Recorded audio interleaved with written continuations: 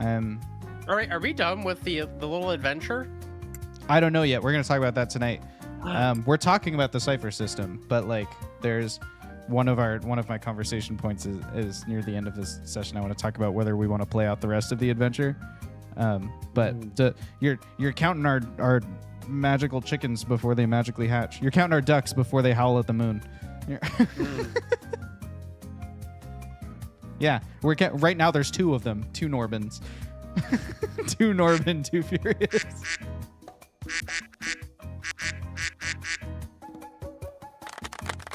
Look at him go. His own little world. What if the whole stream was just us quietly eating dinner? We never said anything, and then we ended the stream. That's a genre. Really? We'd either have to have a lot of dinner, or we would be doing a mukbang. No, but I mean saying nothing and not acknowledging the camera or anything like that. I mean, there's silent mukbangs. Oh, okay. I'm gonna go get a beverage real quick. I'll allow happily it. just continue to play the 1,000-Year Door. I while just eat like- and say nothing.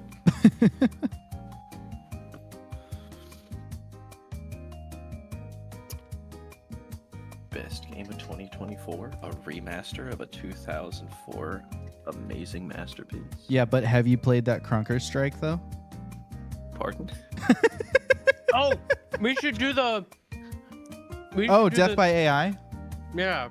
I didn't set it up. I don't have a screen capture scene.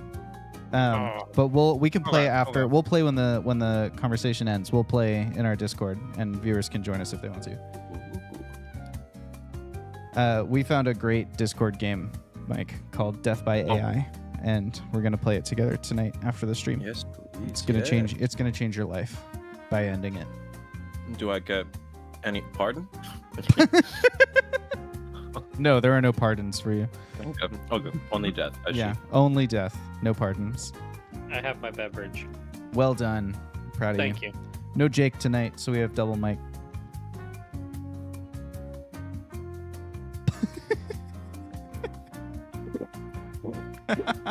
Please no.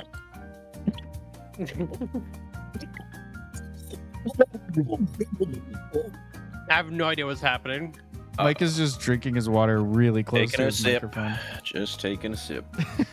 Just Like taking we a sip. all he do. says. Taking a sip, fighting the drowning. Taking a little sip. Well, I'm pretty sure Discord probably he's canceled that, but you'll get it in the recording what I just did. I certainly did not hear whatever it was. I was taking loud sips out of my Oh yeah. soda, just like Just back up a bit and then really go for it. Wow, that noise cancellation is incredible. isn't that nuts? I can't hear a drop. I was in a staff meeting at my last job when I lived out in the Midwest, and it was a staff meeting where they had I don't even think it was bad news. They just had like organizational news where it was like stuff that affected everybody. And our boss got up in front of us and said, "All right, thanks everybody for coming in. Before we get started with like the rest of the meeting, there's something really important we need to talk about." And one of the other employees named Travis was trying to open a soda quietly, which of course you cannot do. So he goes, "We just need to like get this out of the way and talk about it first really quick." And then everyone looks over at Travis and he just sort of freezes up as the soda is like exhaling as sodas do. And then right as our boss is about to speak again, he's like, "So anyway," and he's going to pretend it doesn't happen. And Travis started blowing bubbles into the soda. So it was like a for like it was a really long time, like a full exhale. And by the end of it, all of us are laughing, and our boss is trying to keep it together and deliver this important whatever it is he's trying to tell us. And clearly, I only remember one of the two things that happened in that conversation, and it is not whatever the company-wide announcement was. But yeah, that was an experience. So I think of that every time anything involving a drink happens now. That's like immediately the story my mind goes back to. I feel like the same thing applies to like chip bags, where it's like you don't consider how loud they are until you're in a completely quiet room. Yes. And you go to like try and slowly open them, but that somehow makes it worse. I have a chip bag story too. What in the world? Go ahead. sorry, chip bag story. I just wanted to say I tried canceling noise cancellation like cancel. I found the setting you were talking Noise about. cancellation is canceled. Wow. But even if I made some sound effects, it was just like, that's not you. Anyway, any about chips. Go on about chips. I just happen to have a story about chips too, which is kind of weird. If I had a nickel, it'd be weird that it happened 2 times. The first time that my now wife and I were in the same place and talking, we weren't dating. We didn't know we were interested in each other yet. This is essentially our second time meeting each other. The first time I shot her in the neck with a Nerf dart. The second time was in pre-calculus at our college, and I was sitting at the very, very back of the room, and she came in and sat next to me because I was anyone she recognized, and pre-calc is early enough that there's like, a bazillion people in there, so it's a ton of students and the room is full and everything. And I had we have a janky off-brand Chipotle at our college called Salsaritas, and I had gotten like nachos or whatever from there, and I ate the first nacho right as class was starting, and it was, it was like a tortilla chip, and so it like crunches and is awful. And There we go. there it is. There's the sound. So it like crunches and reverberates throughout the room. And at the end, and I did that the whole class, and I thought it was very funny, and I laughed, and Julia was like, I guess I'll tolerate him, and and it was fine. But at the end of the class, this person in front of us whipped around in her seat and was like, how dare you impugn my ability to study, and I was trying to do math, and I'm here to learn. It's the first day of class. I'm here to learn, and I'm trying to blid. And I said, but you never said, hey, that's distracting, please stop. Yeah, this is at the end. Yeah, and she said, I looked at you twice. I said, yes, turning around and looking at me is not communicating to me that you have a problem with me. Turning around and looking at me is sharing in the joke. Like, so anyway, that's my chip story. All right, I'm done having food-related stories now. Mike, So, Mike, let are me you tell okay? Do we you- need a wellness check on Mike? I just look over and he's got fire in his hand. This is cool stuff. I bought I was at an estate sale, and one of the 3 things I bought was this big bag of little matches from 1970. Cool. Can I get one? Big bag of yeah. little matches. Yeah, big Love bag of that. little matches. There you go. Can I get a matchbox? There you go. Yeah, there you go. You know what they say, little matches thank come in you. big bags. There we go. Thank you. What was that, Josh? I said, you know what they say, little matches come in big bags. They don't say that. That's exactly what they say. I've never heard a man say I that. just said it, and I am a man. I was really Checkmate, hoping atheist. Cleo had her own matches that she could just pull off. That's how I was really ready for I've got a for candle someone right else here. with desk matches. I've got a candle Let me- right here, but I don't want me to have light any that for you? matches. You want me to Yeah, light that actually, for can you light that for me? Yeah, just a sec. Here you go. Come on in. Bring it here. We Uh-huh. just see Mike appear in everyone's screen. You gotta get a displaying little our closer. location. I can't get any closer. My camera's on the other side of my office. Oh, okay. All right. Well, But- before I burn my camera. Mike just like melts his camera. What do I do with this, guys? This is crazy. Have you seen the IT crowd? Yeah. Let me Let's put just it set over this here over with here with the other fire. So anyway, let's talk about the Cypher system. Yeah. Tavern Talks are conversations between games. We use them Cleo, are as an you actually excuse to joking? not always have to be here. Cleo, do we need a wellness check on Cleo?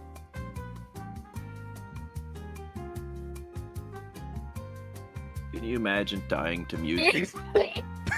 Dying to this music. Yeah. You can go to the back of the chair and resuscitate yourself. Trevor and Cleo live in the same house, so Trevor can go down there and save Cleo Oh, okay. if need There be. we go. But what I like is that Trevor's waited this I'm long okay. with Cleo unable to speak before even thinking to stand up and go down and check. I You would have okay? just died. I would have just. Yeah, Cleo's dead by now. suffocated. Well, clearly you could have done the signal or something to indicate. Is this not the signal? Like, Is that what you? I thought you did this. I saw a mouth cover. I was doing this for like a good part, and then I had the cough, and I was dying. It all I don't seems have time to make You were flag equally semaphore capable of signals. getting up to going to Trevor. Cleo, is there any drink in that soda that you're just holding horizontally as you gesture? You're like, I was Yeah. dying, just like holding your soda over.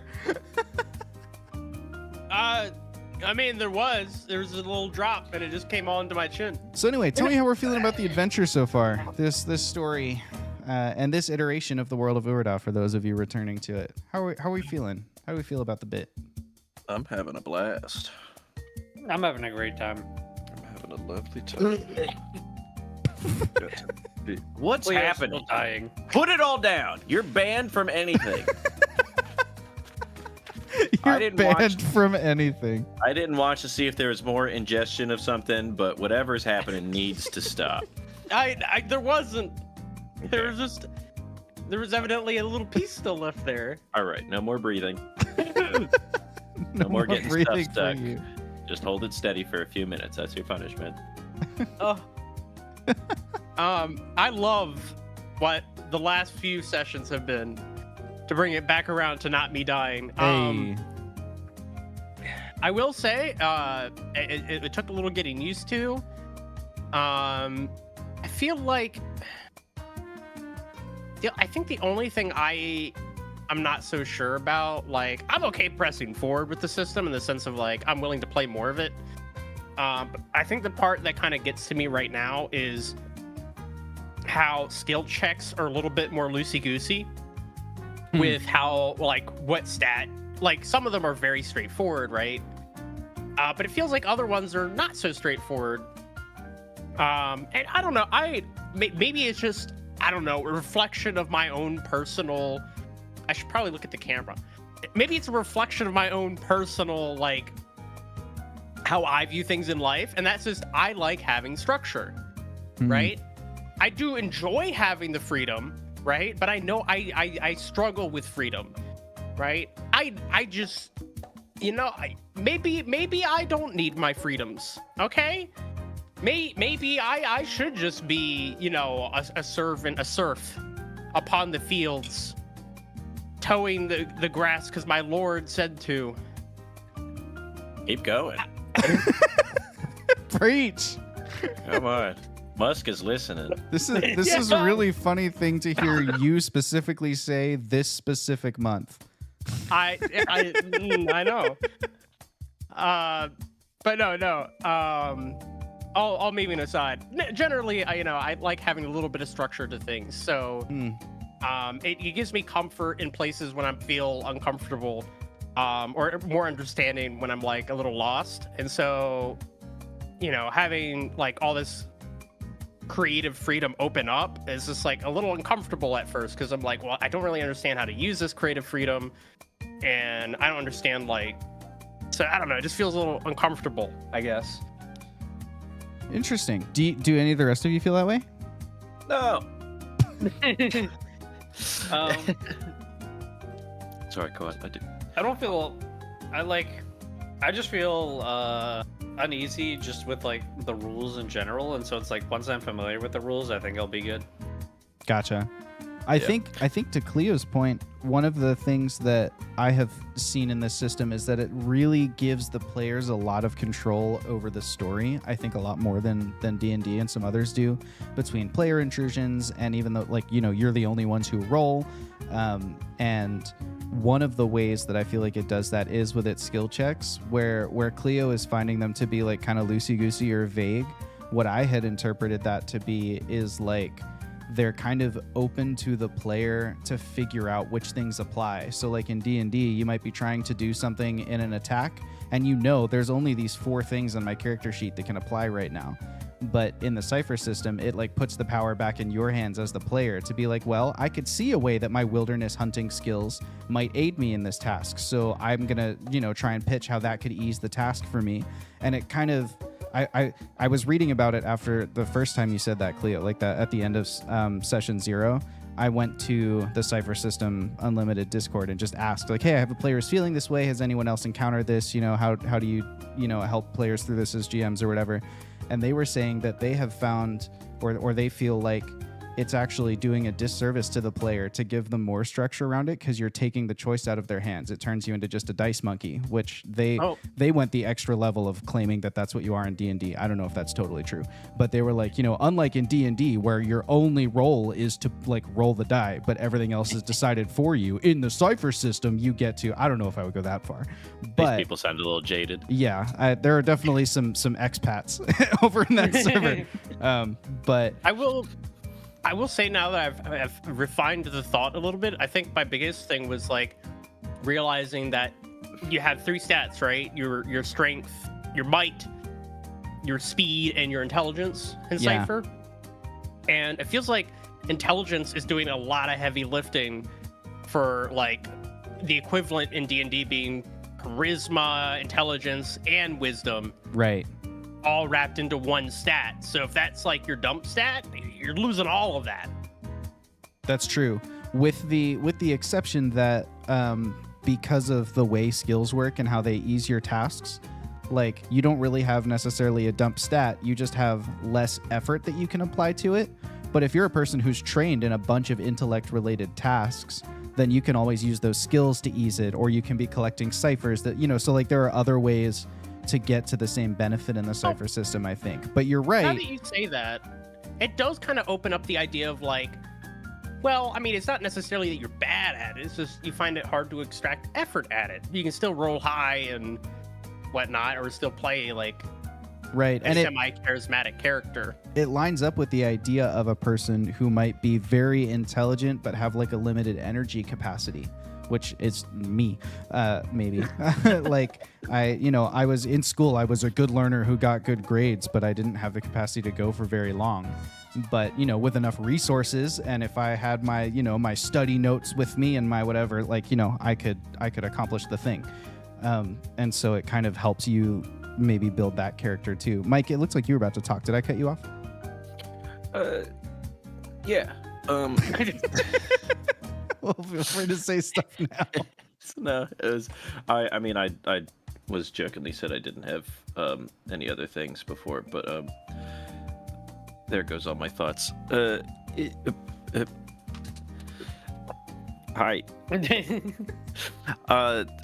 As far as like the getting used to the system and junk, I did also have my own little. I've completely lost all of my thoughts.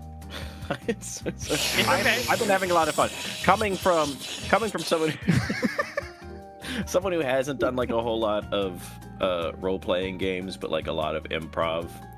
I think me not knowing exactly what to do in the system, or like with that freedom of choice, helped me a lot. And I just started doing some silly things, I think, and like it took a little bit for me to feel comfortable, like, because I didn't want to overstep or anything, but it started feeling really good, especially after that last one. I wasn't really ready to give a mildly emotional speech, and then it just kind of came out, and it was that was a fun. really good moment. Yeah, it was beautiful. It was Brief so much aside, fun. what a testament to your skill as an actor to lead us through. It was like 3 different emotional beats right back to back. And also, what a good use of a player intrusion. That's maybe a good way to continue talking about the Cypher system. That was really cool.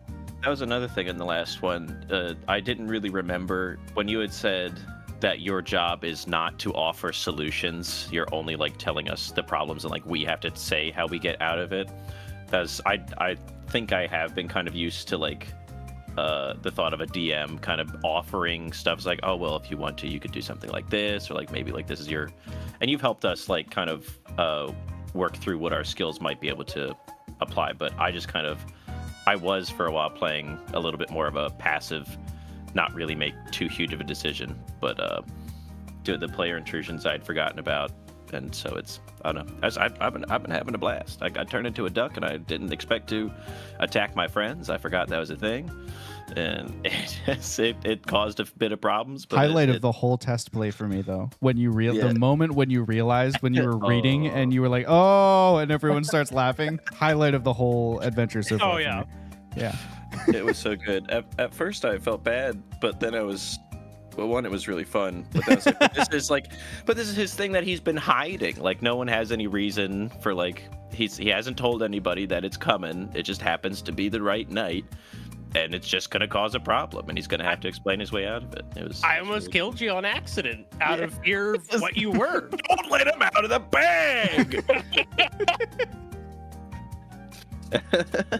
That's not Norbin anymore. I really like that. Whatever that is, that's not Norbin.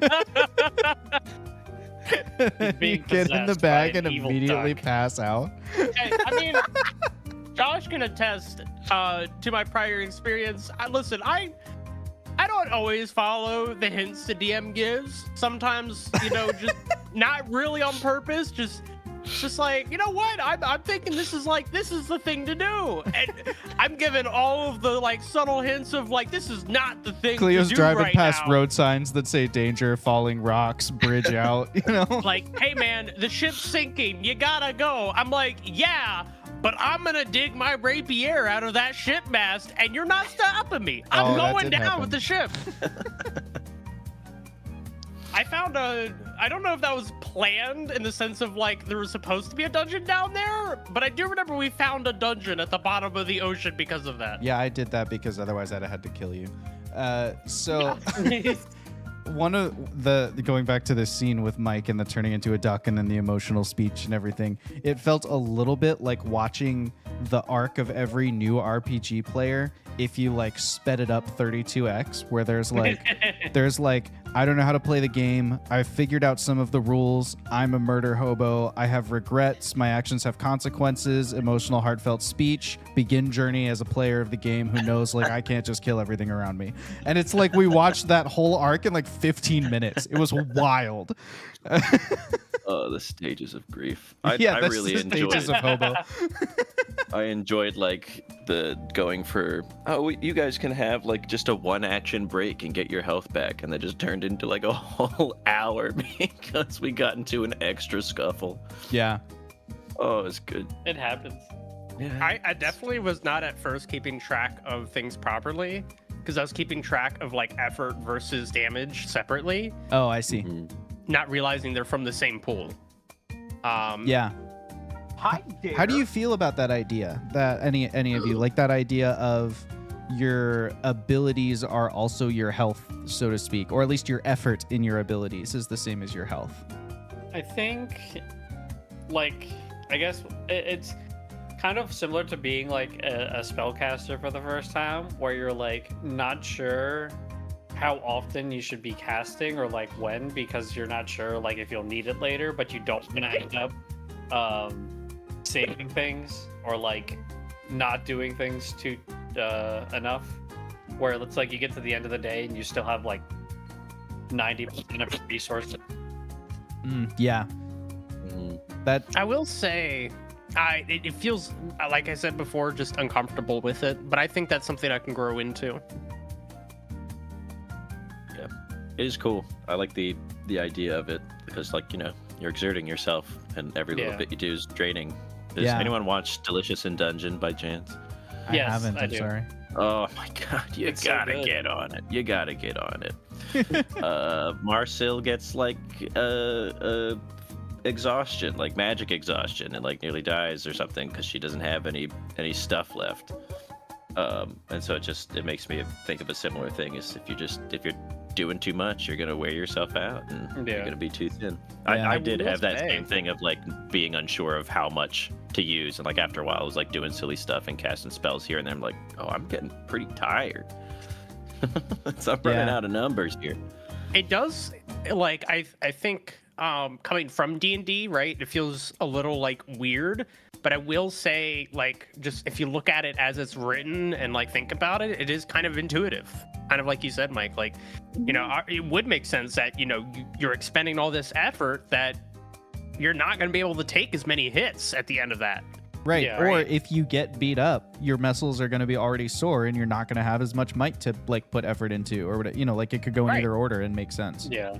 Mm-hmm. What about like just in general, like your power level or like your abilities as a character? Did you feel one of our past players, Wash was telling me like he felt like maybe the Cypher system seemed a little restrictive because the number of like abilities are on your character sheet are less, and because there's not predefined skills and stuff like that, have you found it to be restrictive, or do you feel like you're still in like the hero class as far as like power level and stuff like that goes?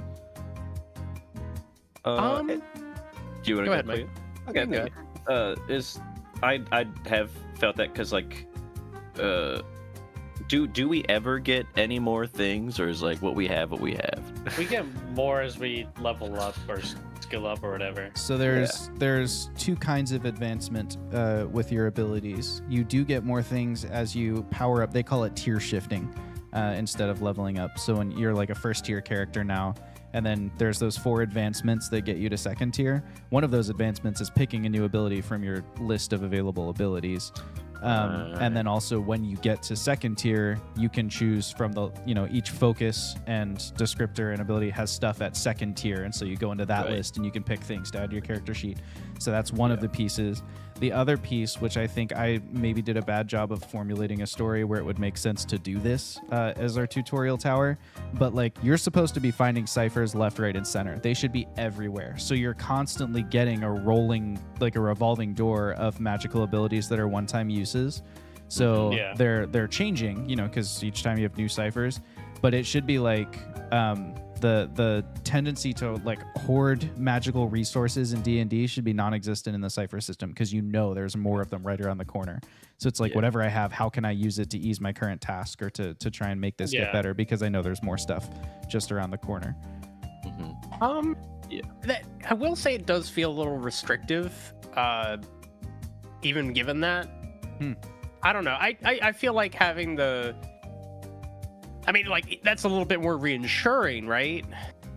It kind of reminds me of like a roguelike, where like there's certain resources you get where like you can only carry 3, but the intention is every room's gonna have one, so you're just supposed to spend it, right?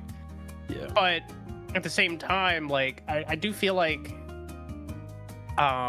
just the way it feels to play those characters, I feel like scaling feels a little flat, and perhaps I just haven't played at higher tiers, so I don't know how like that scales up, but I have the impression that it just doesn't scale the same way that D&D does. That's been my impression so far. Yeah, I think if we do decide to commit to the cipher system for our like longer adventure, which would be like 10 to 12 episodes, I would probably plan to like feed you enough XP that you would be able to tier shift every 2 or 3 episodes, just to like give you a sense of like what's possible and what can we do.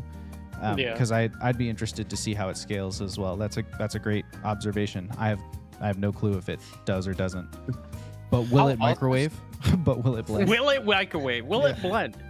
I guess my last thought on that is just shoot. Come back to me! Thought! You and Mike my last tonight. thought! The last one you'll ever have. The final thought Cleo ever had. Before she chose. Okay, so cipher system, scaling, power leveling, not power leveling, restrictive. Having you power shift over the length of the campaign every 2 to 3 episodes, giving you enough XP to level up. The other thing I was thinking about was like damage and such, right? Like at D&D, you have a health pool that obviously scales much more than any other stat. And proportionately, right, things that you fight at higher levels can proportionally do much more damage. And I feel like intuitively, I understand that a little better having played D&D, right? And it reminds you of a lot of video game systems use a similar kind of mechanic of like, yeah, some video games might measure your health in the thousands scale and some of them in the 10th scale, but it still feels like it's always like a number that scales fairly large compared to other things. Where in the cipher system, that is your effort as well. And intuitively, that means also that the amount of damage you can take numerically is a lot less, right? I guess so. I mean, your pools do get larger as you level up, and even like one of your advancements is increasing your pool size. So even before the next tier, your pools will get larger. I mean, it's just I don't see it going over 100, though. I haven't looked more into it, but that's like the kind of thing I'm thinking of. Sure. I mean, the scale of damage that can be dealt to you is much smaller too. Like, you know, everything has a level between 1 and 10. And things that are level 10 when they hit you deal 10 points of damage. So right, and that's like end game level. Right, level 10 is like, you know, Kavor would have been a level 10 character or a level 10 NPC. So that makes sense then. I guess getting my head wrapped around that. Sorry, go ahead, Trevor. I think that also, like, just the way the pools are, I think we have like a higher base health or like starting health. That's true. At level 1 in D&D, you have like 6 hit points or 8 hit points because it's like a die plus your, you know, a die at its highest roll plus your con mod. So you definitely like you're starting out with more.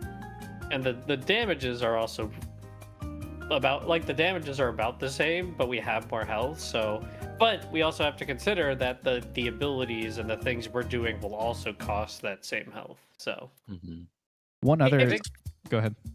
It just feels like an adjustment, I guess, overall of like it's definitely an adjustment. Yeah. I felt similarly with like the damage. I think part of why I felt so confident going into that bag is because like, oh, I'm a lycanthrope. I must be stronger than just a regular punch. It's like I maybe have some little duck teeth or something, get a little extra. It's like, well, that's probably the same as just a regular unarmed. Oh, okay. Well, yeah, so and that I'm like a super duck. That will come back to whatever like the level of your ability is. Right. So like I imagine, I have not read it, but I imagine that will scale as your tier goes up and things like that as well. I'm sure you'll deal more damage with it. Yeah, I was looking at those last time at the little things that you get as it stacks up. But then also like, sorry, go on. No, go ahead. So back to the feeling like it might be a little limited with the just amount of abilities. I think I did feel that 'cause just having like the 4 things. But I was very happy with my 4 little things for the most part. It's like, it's a very different, because with D&D you've got just a massive selection of spells and little attributes or skills or whatever the heck. And so I think it was like a little like, this is all I've got, but I still had a lot of fun playing with the few toys that I had, and they're gonna get bigger, and I'm gonna get more. I think also just wait and see. There's a question there about like, do you actually have less abilities than you have in D&D, or are they just not written out on your character sheet?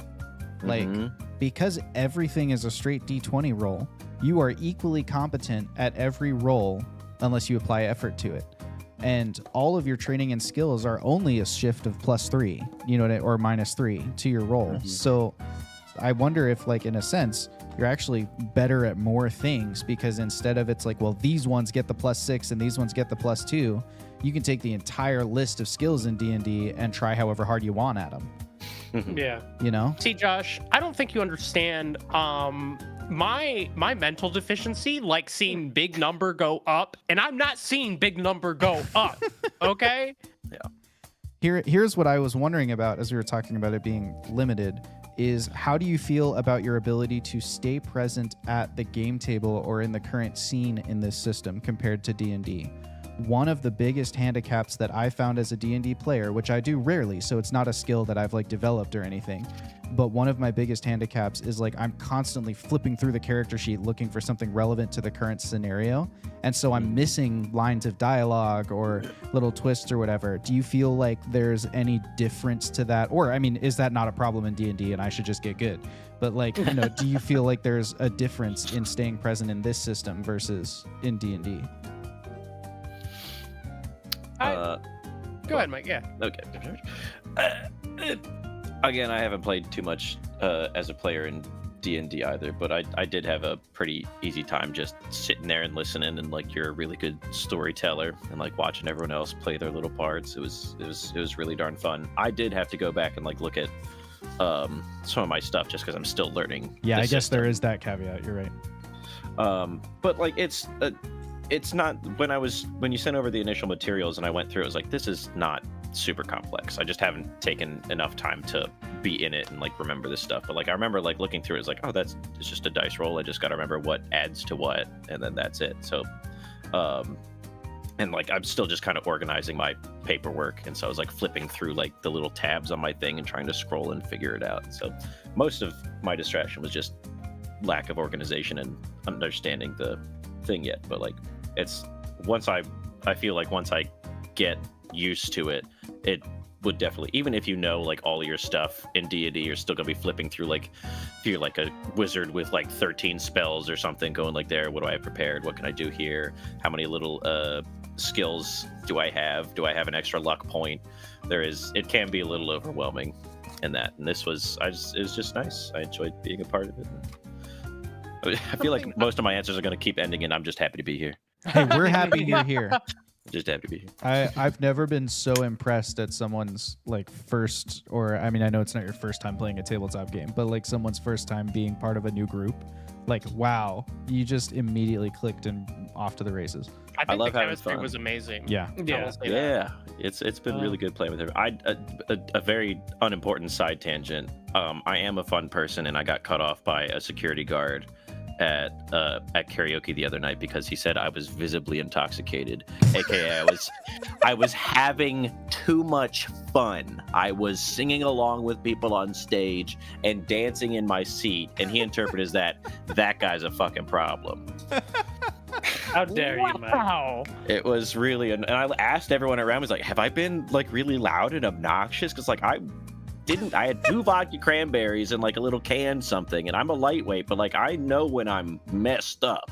Like sure. I thought everyone in the bar seems like they're having a great time.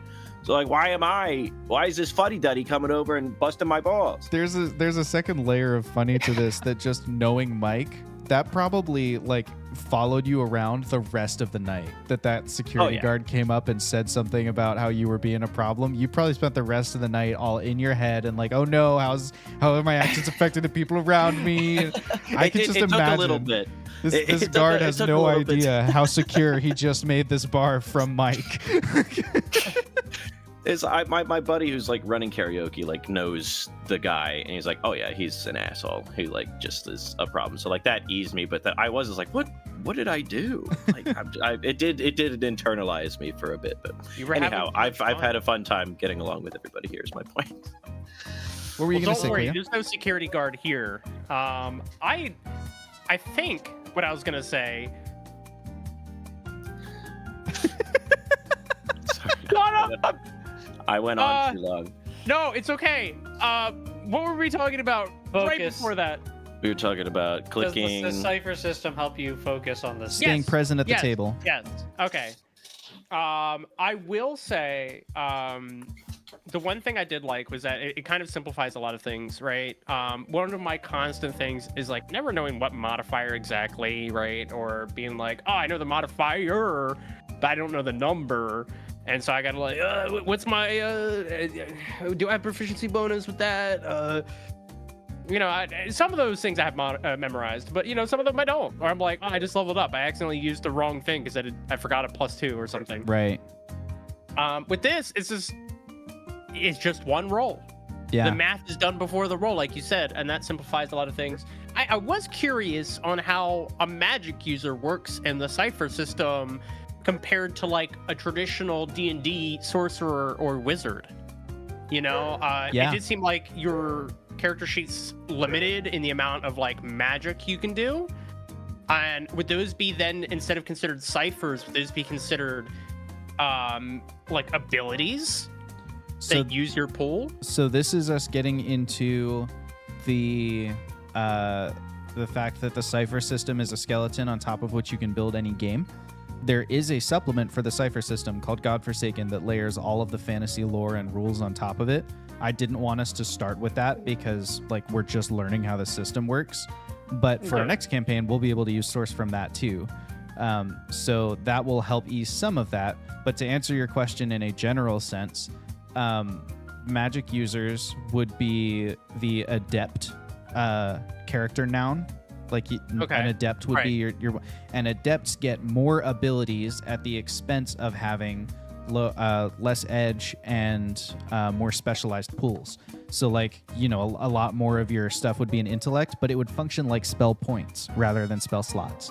So yes, it would be like, we're going to spend from our pool to use our abilities, but you would have a bigger pool because adepts get a bigger intellect pool than anyone else does, and you would have more abilities, but you would probably have less skills and or some inabilities, which remember are like Sure. you can get more things at the expense of being bad at some stuff. And so that's where that would come from. The other thing to consider is that magic in the Cypher system is not only internal to you. So ciphers are not like a magic item in D&D where they're expensive and you have to go find one in order to get a new ability. Ciphers are like, oh, I went outside and I picked a dandelion and now I can breathe fire for an hour. You know, so it's like in addition to the abilities you know internally, just if you think about the world from that perspective, a wizard would not need a huge spell book that they would fill with a bunch of things they can do later. Though wizards in the like the Godforsaken, the source that lays on top of it, wizards do have the ability to take more ciphers than other characters can bear. And you put them in like your case or your scroll book or your spell focus or whatever. So like, you know how your character has a limit of like, you can bear, I think 2 or 3 at level 1 ciphers. Right. So you would get more than that, but they would be in your spell focus, so to speak. So it's like, it kind of approximates it, but because the world functions a little bit differently at the core, it will look a little bit different than it does in D&D. Okay. There are also rules for wild magic versus inherited magic if you wanted to go the sorcerer way. I just haven't read them very deeply, so I don't want to say wrong things about them to you, but they're in there. I will say, yeah, that's definitely like coming from Urda, like even though it was like the impede magic world, knowing that like it was a very like D&D fantasy, like magic infused everything, to like a cipher system which feels like a little bit more limited in that regard. But I guess I'm just looking at it differently. Like you said, it would just be using more of your pool and not like a spell slot or list of spells necessarily. Right. It's a list of abilities that use your pool that could do magical effects. It's kind of funny that you say that, because I was looking at it and coming to the exact opposite conclusion. I was like, wow, in D&D, like your ability to use magic is so limited because you just have what you know, and then it's what goes out there in the world, and then you run out of points and you can't do it anymore. And in the Cypher system, there are such more vast potentials for where you can get your magic. Like you're out of resources, cool, go grab another Cypher, boom, more magic.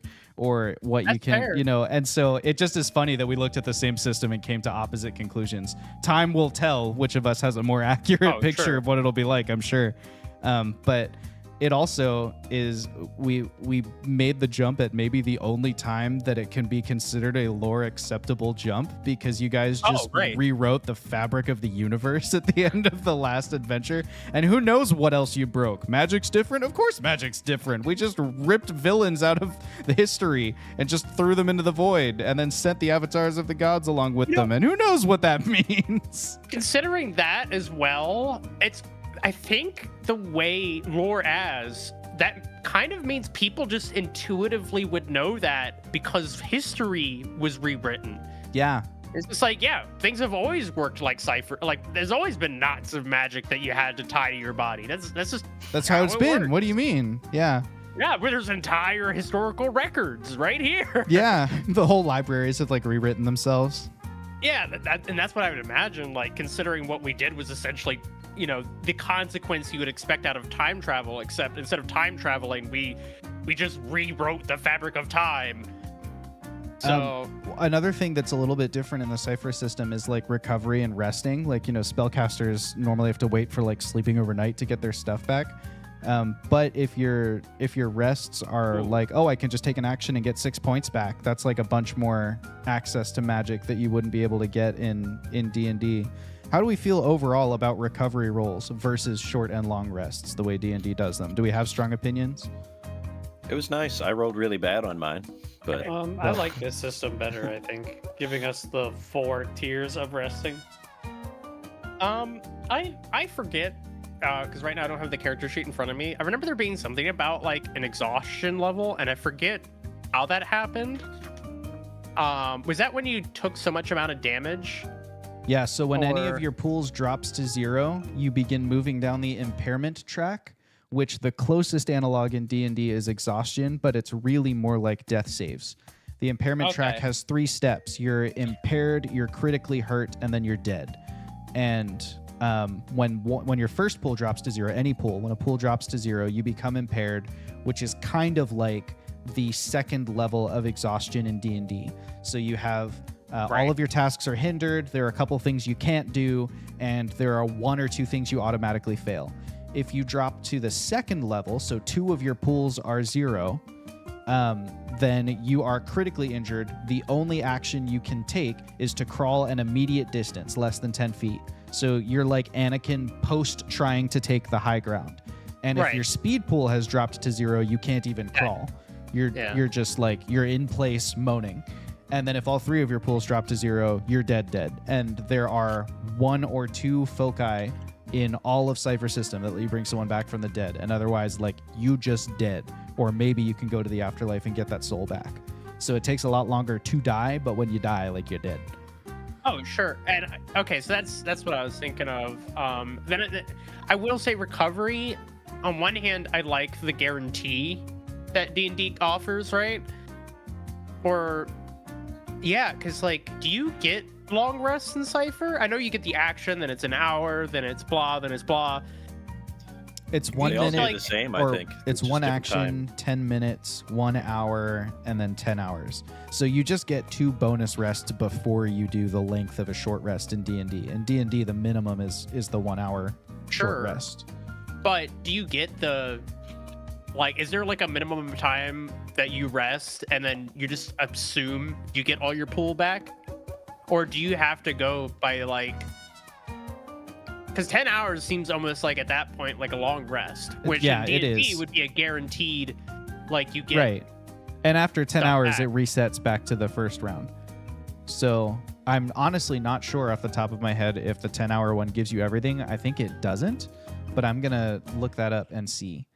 Yeah, is there like it may not be the 10-hour one. The 10-hour one be one like, all right, you really need to take like a long rest, and a long rest might be just like a full day's rest. Right. Which I could see that, or maybe there isn't one. It just, like you said, repeats. Like once you've taken that 10-hour, then you can do the action again and blah blah blah. And because like I've noticed that it's all dice roll based, right? With D&D, you didn't have that freedom, but at least you had guarantees. Right. Whereas in this, it's just like roll the die. You can be like Mike and roll a bunch of low end dice. Hey, come on! I got a respectable 2.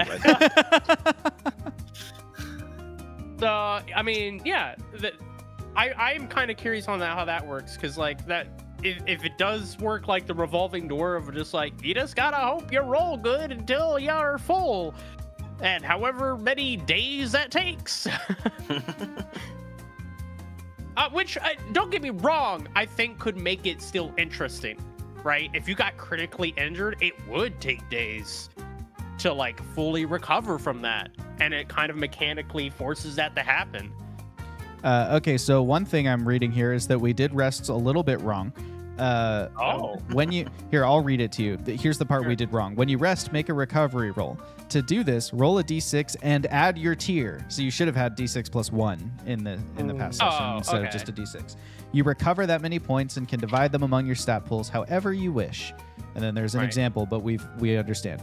And then the first time you rest each day, it takes only a few seconds. If you rest this way in the middle of an encounter, it takes 1 action. The second time you rest each day, you must rest for 10 minutes to make a recovery roll. The third time, you must rest for an hour. The fourth time you must rest for 10 hours. Usually this occurs when you stop for the day to eat and sleep. After that much rest, it's assumed to be a new day, so the next time you rest, it takes only a few seconds, and so on and so forth. Let's see. And then it's talking about how you can combine them. So like if you haven't rested yet and you take a lot of damage, you could do 2 in a row, because you could do your couple second rest and then your 10-minute rest. Sure. And then Just non-stop rest. so it looks like no, there's not a rest where you just get all of your pool points back, but it means that your maximum capacity is 24 plus whatever your tier is times 4 in a day that you can recover. And your average would be 3 times 4, so like 12 plus your tier. If you rolled really bad, that would be like tier 1, right? Is this 2 per roll, which is 2 times 4, which is 8? Yes, that would be pretty rough for you. And you would probably take a day to rest. You would say, wow, that really beat me up. I'm going to do it a second time. Yeah, you take like a day on top of the day you took to rest, because that 10-hour one's what gets you. Like, right. I mean, the 10 hours is just an overnight shift. That's just Sure. sleeping at night. well, is that how you would treat that? Yeah. That's how it, even in the rules, it says usually this occurs when you stop for the day to eat and sleep. Well, sure, but I mean, like in D&D, I feel like it came up very rarely, but sometimes we pushed it to like, all right, 8 hours, we up and at 'em, we're going. Sure. I mean, you could do the same thing, but just say, okay, it's been 10 hours, we're up and at 'em. Okay. I wasn't sure if there was. I wouldn't like, get very nitpicky about overnights. I think I'd just be like, oh, it's Okay. morning. You know, this is not the kind of world where people are like checking their watch anyway. So I don't think it would be a but big it's deal. something we might want to keep in mind. Let's say if our characters pulled a long night, Yeah, and we went to bed like in eves of the morning, like That's 2 a.m., true. 3 a.m. it does mean be you like, have well- the potential for 3 short rests without having to sleep overnight, which is a difference versus what you can Oh, get in sure. D&D. So that's We're gonna a run for 2 For days the, I will straight. say, for the option of not having the ability to get the guarantees, it does give you the ability to get a lot more right. flexibility wise. Like, It also points out that any recovery roll of 1 or more is enough to move you back up the damage track. So like if 2 of your pools are at 0 and you only roll a 1 plus 1 is 2 points, you can put a point in both pools and get the whole way back up to no impairment. Because you Right, only right. need to put 1 point into a pool in order to clear a level of the damage track or impairment. Unlike exhaustion. Right, unlike exhaustion. so yeah, I don't know. The more like I talk about it, the less apprehensive I feel, and the more excited I feel to play it. Sure, and a lot of it is just like, you know, there are scenarios. I tried to engineer it so that we got to do each of the 3 pillars of role playing, you know, like some combat, some interaction, and some exploration. But like, it's hard to just ghetto us into a situation. I think my biggest challenge as a GM was that the pacing of this story, I got totally wrong because I was trying to pace it like a D&D session where it's like, oh, we've spoken to someone for 10 minutes of in-game time. That's the night. And so I was so unprepared for the amount of like the speed at which we moved through the adventure that I was like, I think I cut off some scenes too early. And then by the end of it, I'm like, we've got the MacGuffin and the adventure is essentially over and it's been today. You know what I mean? I was like, I guess that's all the scenarios I'm putting like so a lot of these, you're right, are just systems that, you know, we're going to have to be a little bit gentle with ourselves as we learn like, oh, we haven't been in this scenario. What does this mean with the rule? How do I do it? I will say my thought on that particular bit, like how fast we moved. I think I would be careful because I think part of that came from, maybe this is me projecting onto you 2 or 3 because Jake's not here, but it definitely felt like because I wasn't as familiar with the system, and by core there wasn't like as many actions visibly listed to me, I didn't take the, like, it wasn't like, oh, I'm sitting here contemplating all the different thousands of actions I could be taking. It was more like, well, I wouldn't do one of these 4 things right now, so I'm gonna progress what we're doing, right? We move on, and I feel like as we get more comfortable and more flexible and realize the more potential we can do, we might stretch things a little bit more. But I will still agree. I think the system definitely lends itself to pushing things along, right? Like we can still get caught up in talking, but other than that, I think we're not gonna get- Mike was a big part of that, honestly. I did just kind of jump into holes and junk. I think the game loop in Cypher is a lot more like an improv exercise than it is like a board game. And I think D&D, because it's like so combat focused, is like all of the rules in D&D are centered around the idea of like 6-second rounds. And like even your exploration, really, if you read the rules of D&D, are like, you know, it's all meant to like, what can you do in a round and do it in turn-based order and stuff. And then you have to kind of like superimpose any kind of scene on top of it. And I think the Cypher system is a lot more like, hey, we're going to just do stuff. And when we come across something that isn't a guaranteed success, our GM's going to interrupt us and say, hey, that's a task. Here's the difficulty. And we're going to try and pitch him on how to make it easier or, you know, whatever.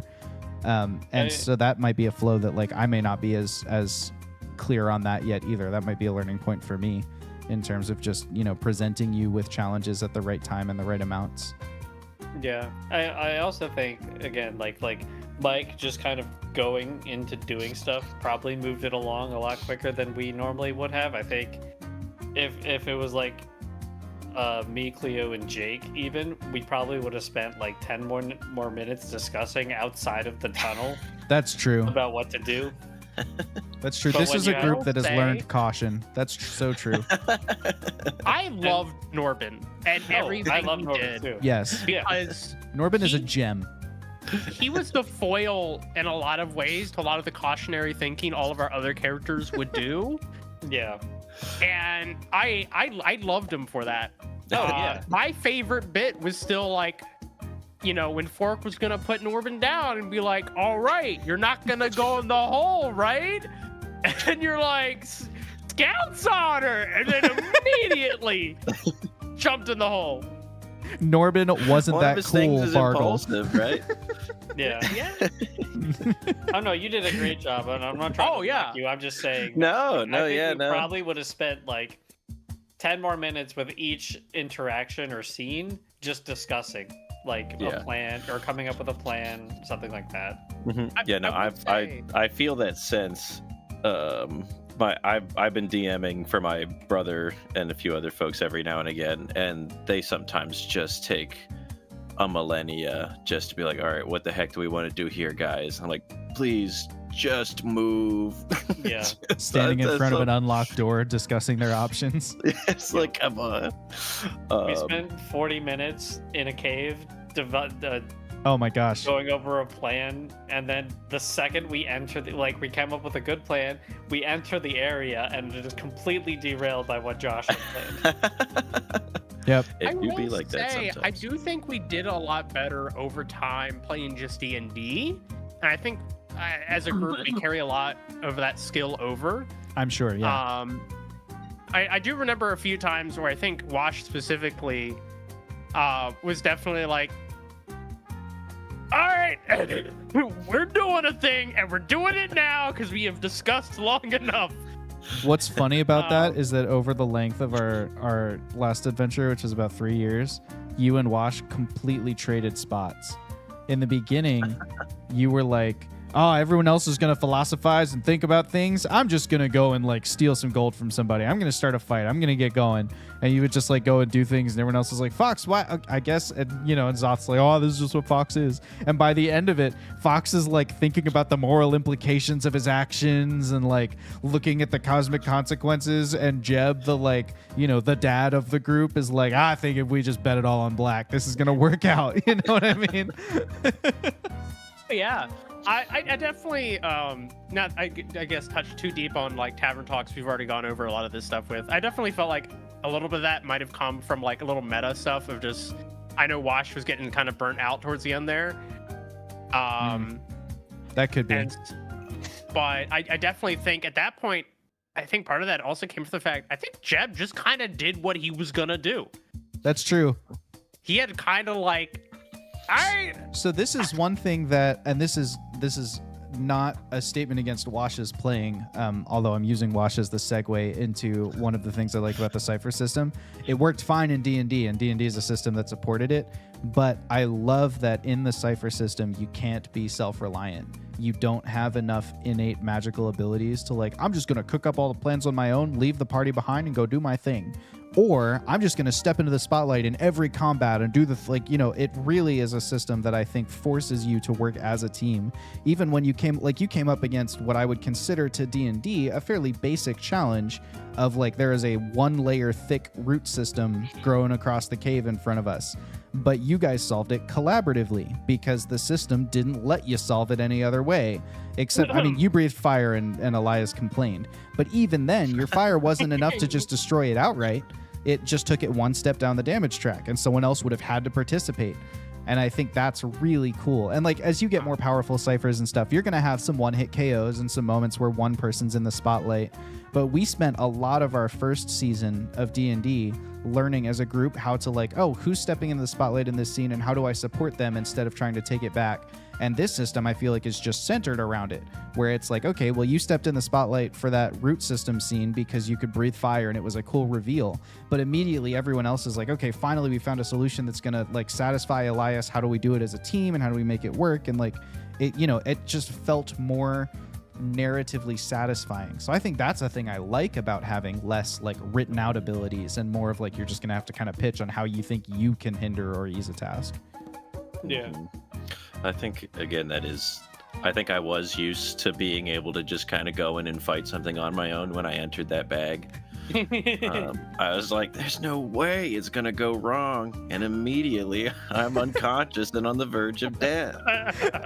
I'm like, I could usually just mess one of things like this up and just like tear it to pieces. There's a great Parks and Rec style cutaway somewhere in the way you talk about this bag. Like when I first entered that bag, I just thought that I could, you know, I'm like, I can handle myself. I've been places. And then the camera cuts to a tighter shot of you just staring into the camera a little bit dead inside. Like this just... I couldn't handle the bag. You fumbled the bag. What can we say? Hair's all messy. Yeah. I will say, I definitely feel like I kind of like that, you know, it definitely thinks more creative thinking, right, into solving problems. While I will say, traditionally, my play style, and this is not limited to D&D, but just across the board, especially when I play cooperative games, is I tend to lean towards wanting to play a very, like, I like being the mom of a group, right? In all forms of, like, mother bear, like, all right, I just would like to be strong enough independently to be able to carry the entire team just in case anything happens. Right. And mind you, I if I am able to do that, I try that. If I'm not, I adapt. But that's definitely my like intuitive playstyle. So I kind of like the fact that the Cypher system's making me that's a part of the comfort system I'm okay, my comfort zone that I'm okay moving out of, right? Like, yeah, I like the fact that I can't do that. That's also why I'm like, for these next few characters I want to play, I don't want to be the charismatic person anymore. Am I still gonna feel the impulsive need to do it? Yes. But that's why I chose Fork, all right? Because Fork, you know, he's not as good. I had to catch myself a few times where I'm like, all right, maybe I need to, you know, shut up. But one of the things that is a challenge with all role-playing games, regardless of what system you're playing, is that it's very easy for a strong person to play a weak character, but it's very difficult for a charismatic person to play an uncharismatic character, because roleplay is so social. So that is like, I don't think that's a weakness of yours. I think it's a weakness of people. You know, like you were saying, like that's a thing that's a challenge for you. And I think it's a great growing opportunity for you. I think it's going to be a growing opportunity for most people who are charismatic. Like you just can't help the fact that you have a very, very, what am I trying to say? Like you have the kind of personality that will succeed in almost any situation. You can talk yourself into or out of any level of trouble in like the real world. And it's tough to like just take that skill out of your, you know, out of your instinct. Reject your compliments. Get them out of here. Okay, you suck at being bad in social situations. Okay. I don't understand how to take compliments. Somebody yell. Okay. How do we feel about intrusions and XP options? And I know, Mike, you weren't here for our last adventure, but we had a homebrew mechanic that was basically this. So I kind of am like biased towards it just being in the rules, but what rules were they? They were like Ocean 11 style kind of. So yeah, so we had Oceans, which were the player intrusions, and we had Complications, which were GM intrusions, and now they're just in the rules and they function almost exactly the same, except you can do more with them than you could in our homebrew version.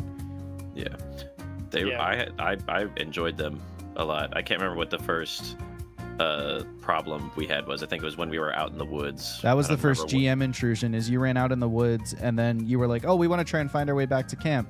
And you said, I assume we couldn't have made it far enough to have lost sight of the camp. And I was like, well, you're right, but wouldn't it be great for the story if you had? And that's a GM intrusion. Like, here's a complication. Here's a wrinkle to the scene but you get an XP because we're adding some experience to the story. So that's like a pretty fun little improv principle in itself. It's like if you want to make a scene more interesting, you just make it worse. As far as like you just cause more problems. Yeah, because that's where the interesting stuff is. And you have the authority to refuse an intrusion, but you have to spend an XP to do it. So it's like it's part of the currency of what can I do with these cool points that I'm getting. How's that bit go? It's just like, in result of not getting the attention I deserve, I've decided I'm going to cause problems on purpose or something like that. I think the spending of XP is kind of weird and foreign to me, where like XP is traditionally like this one resource that you use to level up and like grow your character mechanically. But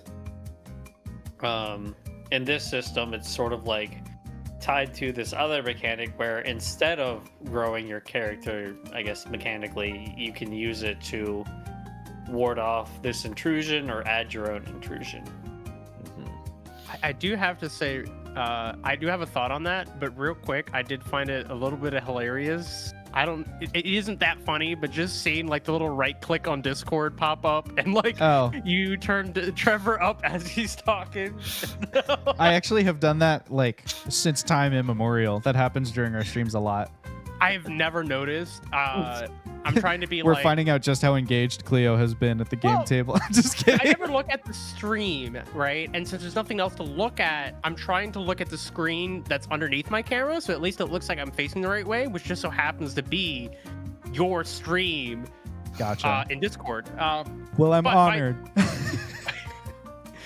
My thought on... Intrusions and XP. Yes, XP spending, specifically, was... I'm gonna be honest. I think I kind of get it, right? And I can wrap my head around that a lot Wrap my easier. head around it. Wrap my head around it. But I will say, my first instinct when seeing a resource set like that, and this comes a little bit from just like games I play, right? Where it's like, here's a resource that the more you hoard it, the more big things you can afford, or like, you can buy permanent upgrades versus spending it to get like little temporary boosts. And I know logically, like even mathematically, in each of those systems I've seen that when it's balanced properly, it is almost always better to buy some short-term things to help you scale and snowball faster to get the big stuff. I almost never do that, and I'm always save up for one big purchase, right? Even though it's less efficient. And I'm gonna try not to do that, but I know that's my natural instinct, is just like, I'll save for the level up.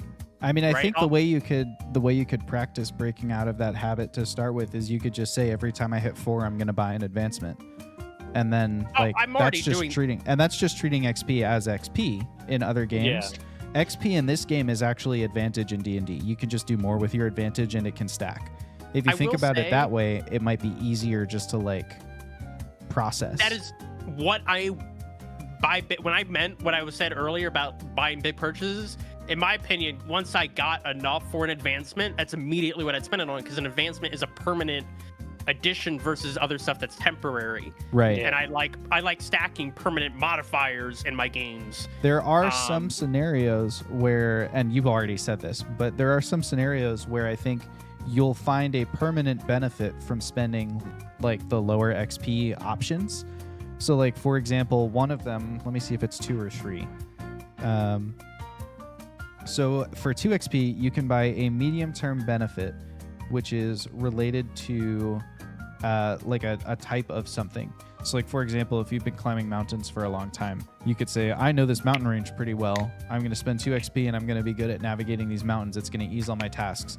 It's only relevant to those mountains. They're the ones you've been in. So it's kind of like a medium benefit. But anytime you go back to those mountains, your task navigating it is going to be eased. So in adventures like this one, where it's like Camp Blunder and the Deadwood, and those are the 2 places we go, like some of those kinds of benefits could be very helpful. And I think the ability, you can also masquerade as someone with a lot more long-term abilities using the other kind of short-term benefit, which is a skill or an ability that is related to like your exact situation. The example I always give is like, oh, I helped build the locks that this building uses. I used to work for that company, so I can totally, I have a master key left over from when I worked there. So this particular time when I go to break in, it's easy because I can just I can use my skeleton key on all the locks that company built. They're going to change them afterwards because they'll notice I broke in. But right now, it's like, that's a skill that probably even with more power level, it wouldn't be that easy. Because you'd still have to like succeed on a roll or whatever. It's a difficulty 0 if you have a key. So there are some moments like that where I could see the lower XP buys actually being better for you in the long term. I'll definitely have to like start memorizing more of the like options I have available to me for those XP buys. I put a link in our Discord for you guys of like a player friendly or a new player friendly character sheet that one of the expats over there in the Cypher Unlimited Discord made, and it has all of the XP options are one of the things that are on there so that you can be keeping that at like front of mind. Speaking of which, is there like I don't know, for D&D, because it's such a ubiquitous system, right? There are plenty of like kind of what's the word, free options out there to get to source material and character sheet stuff. And I know we had one that helped make us a tier 1 character, but I think we could tell right away that I was limited, but like you couldn't really get to tier 2 or 3. Yeah, with it's that. Still in development, so it's definitely got some limitations in it right now. But I wasn't sure if there was like just a character sheet out there or something else similar that kind of like, or just like the equivalent of a 5e tools. There is a 5e tools equivalent. The Cypher System SRD has almost all of the content we're going to be playing in, and there are like 6 different versions of it on the internet that are just different. Like it's so-and-so's Cypher System SRD, and all it is laying out the information differently. So you can just find the one that's laid out in the way you think and use that. I've linked 2 of them in our Discord, and that's all the rules, including actually the fantasy rules is one of the things that they moved into like the open, anybody can use it license. So that stuff's all available on there too. Am I correct in also understanding, and this is more like session 0 questions, if it came to things that weren't like hard-coded, which it seems like vaguely things are, or rarely I should say in the Cypher system, but I was just like, I'd like to do this custom race or custom background or thing, and we just kind of work it out like, okay, well, it needs to be balanced. So like like even the dragon folk in this thing was just like, well, yeah, you can do this, but you're gonna have a hard time communicating with other people that aren't dragons. Yes, that's automatically a negative. So I imagine you just work that kind of out. There are chapters for the DM, which you can see too. They're in the SRD, but there are chapters for the GM on how to make sure like a race or a type or I can make custom foci and all those things. There are rules on how to make sure they're balanced and they play well with all the other ones, as opposed to like nouns. You walk in and you shoot nukes from your hands and everybody else is like, I turn into a duck at night. So there are rules for like how to make sure that's not the way it is. But yes, at the end of the day, basically it like the Cypher system is the skeleton. So it's just game design simplified. And there are hundreds of variations on it. There are like 10 that are official source materials. Like Monte Cook Games has put out Numenera, which is like post-apocalyptic fantasy. They've got Rust and Redemption, which is like a Western type adventure. They've got We're All Mad Down Here is like an Alice in Wonderland fairy tale type game. So like all these games are actual fully fledged D&D alternatives, but they're all compatible with the Cypher system. So it's like if you learn this rule set, then you can bend any genre to work on top of it. And if you have trouble doing it, there's gonna be an example game out there that you can get the source for. I will say I'm excited to work with you on maybe bending a lot of that stuff and making some like custom ideas or things. Just let the creativity flow. 100%. That's one of the things that's so cool about a blank skill list is instead of like, well, I want a character who's good at this specific task and the closest task to that is this, so I would like to have advantage on that particular skill in D&D, but I'm only going to use it for this other thing. In this, you can just be like, yeah, he's really good at specifically baking mac and cheese. You know what I mean? Like you can just do that. You can just be good at it. Or you can be really vague with it. You can be like, yeah, my dude's got survival skills. And in D&D, survival has a definition with the 5 tasks you can use your survival skills on, because everyone knows survival itself can be abstracted down to 5 things. But in the Cypher system, if you can justify that, like, yeah, surviving in the wilderness probably includes this, then you can just ease the task a little bit. I know in the Cypher Right. rulebook they outline like templates for creating custom things for like Yeah. the descriptors and the foci. Yes. And I'm going to make for you guys all of the custom races of Urda, just in case you want to play any of them. I'll just have those baked in so that you can, you know, if you want to play a Dirtfolk or a Wheatling or whatever, there will be options for those that I'll just make so that that's available. You know, thinking about revisiting Gravel, I think that was the name of that character. Remember when we all did interviews? Yes. I kind of liked that character idea I came up with. So I might revisit that. But yeah, what can I say? I'm excited for this new adventure we're gonna start. Yeah. I'm gonna miss Fork.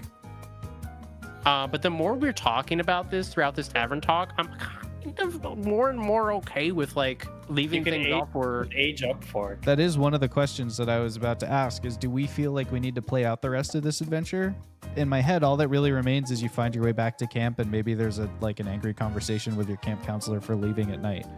And I'm like, I don't know if that's, you know, fun enough to be worth us using a whole session for, when we could be moving towards like our actual adventure. But also, if you guys want it, even if it's just for the practice, like obviously I want to run it. The whole goal of this is for us to practice the Cypher system in a safe sandbox where we don't care what happens. Wow, the music cut at Yeah, that was exactly pretty the great. right moment there. Very dramatic for Mike. okay either way. I definitely say I'm feeling more comfortable moving past it. But I could see us playing it out. In my head, while you said that, I was kind of imagining like if we did a session 0 or, you know, like 1 of the next adventure here, as we're like opening up into roleplay bits, we could just like finish off with like a quick little roleplay bit of like how the Camp Blunder thing resolves, right? And then just like, and meanwhile, much later on, or, you know, on the other side of Urod, you know, like kind Do of like just a campaign whoa, whoa, epilogue, but for this thing that was exactly 1.2 Yeah. sessions. oh yeah, just like that could be the cold open, and then just like, but it's like instead of like the full cold open, it's just like, when that was that little adventure we had, now on to the true meat of the story as we travel to new characters in a different time or place. And, you know, like, wow, man, that really happened in the Appalachian Mountains. Now, meanwhile, in Shanghai, you know, like... Like, This is not where our story really begins. I don't think we need Yes. to dedicate a whole session to ending it, but I think we need just a little wrap up like sequence. I do need to say goodbye to Norbin. I honestly forgot that he was not going to be around. Okay, love so Norbin. so I we'll wanna say open with a goodbye to little Norbin. something to give. It's so hard to say goodbye. He made friends. He gets to go home and It- tell his parents. It sounds like maybe His we've parents already that are answered worried this, but sick just to about him. confirm, like, Yeah. are we feeling comfortable enough with the Cypher system that we want to give it a try for like an actual 10 to 12 session adventure? Yeah, I'd definitely be good for that. Cool. I feel like I can't give it enough judgment without doing that, you know? That's Yeah. fair. I really wanted to try it, so I was trying hard not to like bias your opinions before we got to that question, because I like the Cypher system so much, man. It answers all of the problems I have with D&D. It's easier to DM, so if there's a future where we want to rotate and other people tell adventures in the world, it's so easy to GM this system. So I do want to address a couple of things. I have 2 rulings that I made notes of for myself that we got wrong at the table. Okay. Or they're one of, well, we'll get there. We had questions about perhaps? Yeah, so the first one is about your character abilities, and it specifically applies to Resonance Field, but also applies to everything. So Trevor's character used Resonance Field during combat at one point, and Resonance Field and activating that and any character ability is an action. All character abilities require an action to activate. If they are marked as an enabler, then they can be activated as part of another action. So, and straight from the source book, it says enablers either function constantly, such as being able to wear heavy armor, which isn't an action in and of itself, or they happen as part of another action, such as being able to add fire damage to your weapon damage, which happens as part of your attack action. So think like Green Flame Blade in D&D. You would say, I'm attacking and I'm going to use my extra fire damage. That's still part of an action. But if it's an ability that is its own ability, like I'm going to trigger my resonance field, then that is something that takes its own round in combat, its own action to activate. And the way you can tell is at the end of all of the descriptions of any ability in the Cypher system, it will either say action to activate or enabler.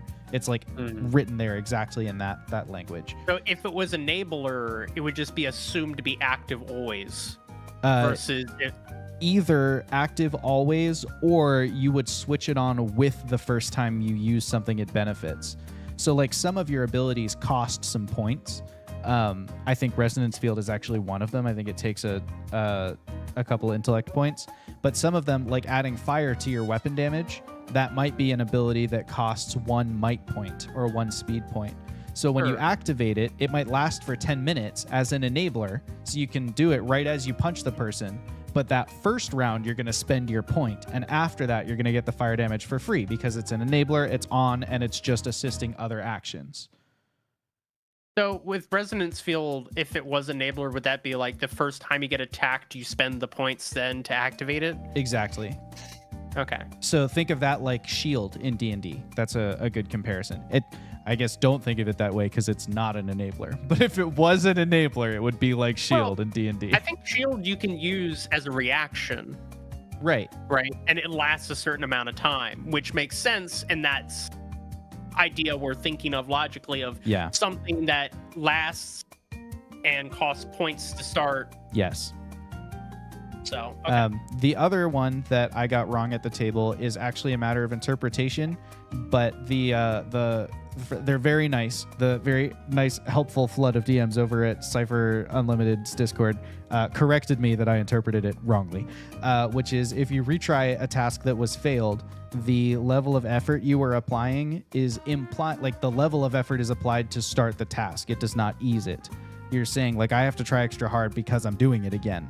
So you know how we say, like, let's say you're trying to unlock a door or like lockpick a door and you fail, you can retry that as long as you expend at least 1 level of effort.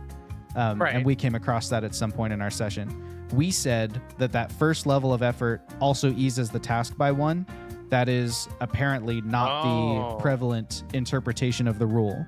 The prevalent interpretation of the rule is that level of effort represents you recentering yourself, taking a deep breath, getting ready to pick the lock again, and then you can apply effort on top of it. So as a first-year character, the second time, you could only get 1 step of easement, even though you can apply 2 levels of effort, because the first level of effort is necessary just to do the task. So what happens if you just straight, like, is there equivalent of taking 20? There's not. There is for some tasks. That's a GM decision of saying like, hey, if I take long enough, can this task be eased to 0? But it's much rarer in the Cypher system. Instead, you would just say, okay, well, in addition to my effort really should be the last thing you use to change a role. Because before that, you want to look at what skills do I have? What assets am I carrying? Do I have a set of lockpicks that's going to make it easier? Do I have a set of really nice gloves that's going to help me not ding up the lock? Whatever, you know, like you're going to look at your assets that you're carrying. You're going to look if you have any companions who can help you get assisted by the people around you. You're going to look at, do I have any ciphers that can ease it? And then you're going to say, do I need to also try really hard? So the list of things that can ease your task is a lot bigger than it is in D&D, which is probably going to be a shift for us just mentally thinking about it. Yeah. So that, and it also sounds like while some things might be mechanically, described to be like, this will assist. Right. It sounds like a lot of it's also just like, well, I don't know. Let me think about this for a second. Well, theoretically, there's a rock on the ground, and if I hit the rock on the doorknob, and maybe that'll shake things up and rattle it, and that'll make it a little easier. And on top of that, why don't I pull out this welding torch? Because we're in a workshop, And there's going to Well- be a welding torch, and So that one of those I would let you pitch me on. The welding torch would be a player intrusion. And that's exactly what those 1 XP player intrusions could be used for. Or you could spend a player intrusion to say, hey, I'm not the first thief who's tried to crack this bank vault, and the last guy did some damage to the lock. And that's going to ease the difficulty by 1. Or maybe even 2 steps if they did. Like the object damage track, you could say the last thief damaged it. That's 1 out of 4 steps to broken. That's way easier to achieve than, maybe it's a difficulty 10 task, but breaking it's only four hits, and you've just taken one of them out of the equation. So that's where you can get really creative with your player intrusions too. If you don't have the assets, if you're down to just your effort, burn an XP and make one. Come up with a skill that's relevant to just this moment, or a useful tool that's lying around, or something like that. so question. Yeah. And I'm not. I promise. This is purely a thought experiment. I don't mind.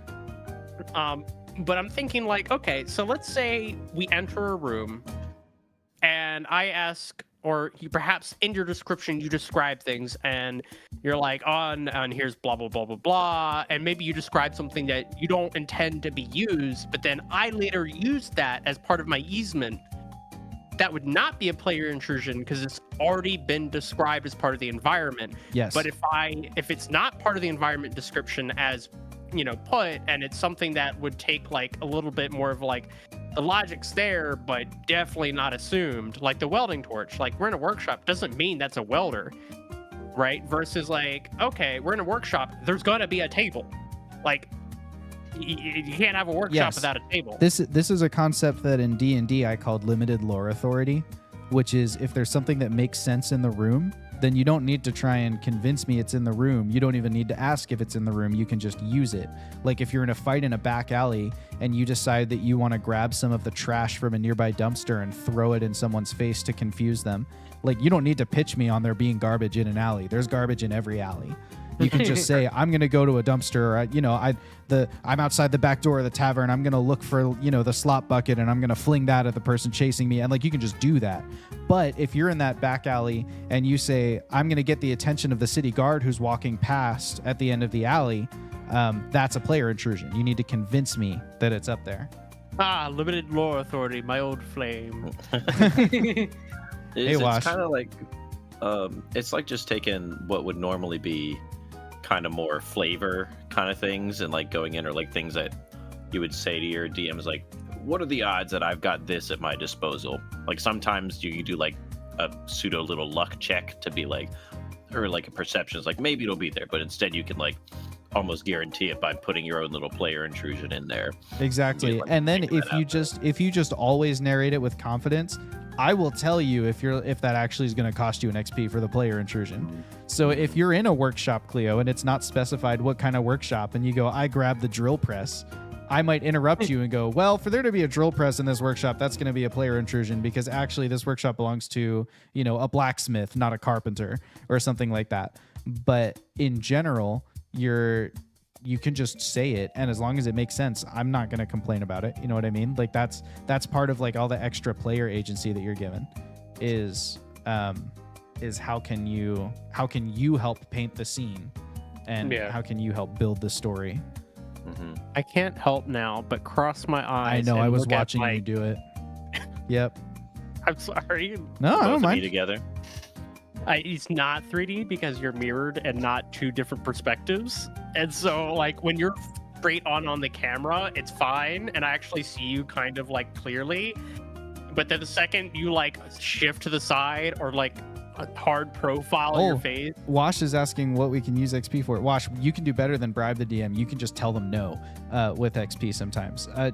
Why don't you guys talk about the options that XP provides you, just so we can see which ones you've internalized? I'll fill in the gaps, but just like as a learning exercise. Earlier, man, I really need to figure out what we can spend XP on. Josh, now, hey, Cleo, would you mind explaining what you can spend XP on? Not just Cleo, everyone at the table, but we have gone over it twice tonight, so you know. That's true. Yeah, it does. It does let you get gassy. Okay, so we've kind of been over it. I will start off with saying, yeah, you can just cancel, as Josh was insinuating. GM's just like, you know what? Yeah, you can't find your way back to the fire. And I said, you know what? Yeah, that's stupid. I can find my way back to the fire. Here's my 2 XP. Take it or leave it. It actually costs 1 XP to refuse a it's 1 GM XP? intrusion. Okay. So, Wash, It was- what we called complications, Cypher calls intrusions. Players and GMs can both make them, but players can refuse the GM with 1 XP. Great use of an XP. What else you got? I know why I said 2 is because cost opportunity wise, you're costing 2 because 1, you're not getting the 1 XP you would have gotten. Yes. And then you use 1 of your own. Yes. And you get 1 XP. You actually get 2 XP for every GM intrusion, so every complication, but you have to give 1 of them away to a character who's connected to the scene. And if they're not connected to the scene, you have to narratively connect them to the scene.